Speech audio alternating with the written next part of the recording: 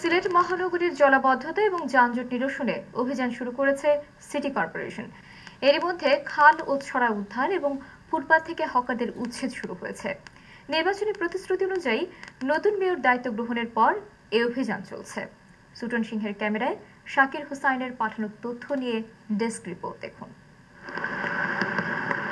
সিলেট মহানগরীতে সামান্য বৃষ্টিতেই তৈরি হয় জলাবদ্ধতা, তলিয়ে যায় নগরীর গুরুত্বপূর্ণ সড়ক, পানি ঢুকে বাসা বাড়ি দোকানপাটে, চরম ভোগান্তিতে পড়তে হয় নগরবাসীকে। সিটি কর্পোরেশনের কর্মকর্তারা জানিয়েছেন, দখল হয়ে গেছে নগরীর 22টি ছড়া ও খাল।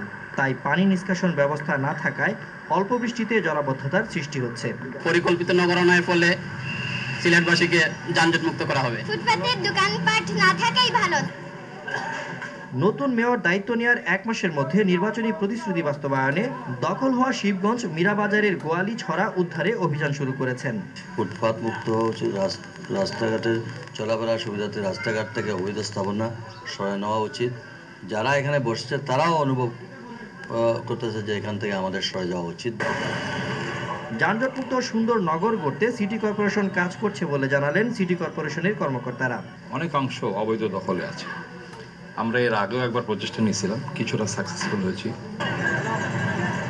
এদিকে নগরীকে যানজট মুক্ত করতে সিটি কর্পোরেশনের পক্ষ থেকে উচ্ছেদ করা হয়েছে হকারদের। তারপরও যেন যানজট নগরবাসীর পিছু ছাড়ছে না। উচ্ছেদ হওয়া স্থান এখন অটোরিকশা পার্কিংয়ে ব্যবহার হচ্ছে।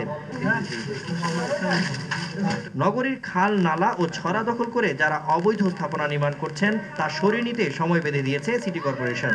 নির্ধারিত সময়ের মধ্যে অবৈধ স্থাপনা না সরালে নেওয়া হবে প্রয়োজনীয় ব্যবস্থা। মাছরাঙা নিউজ ডেস্ক।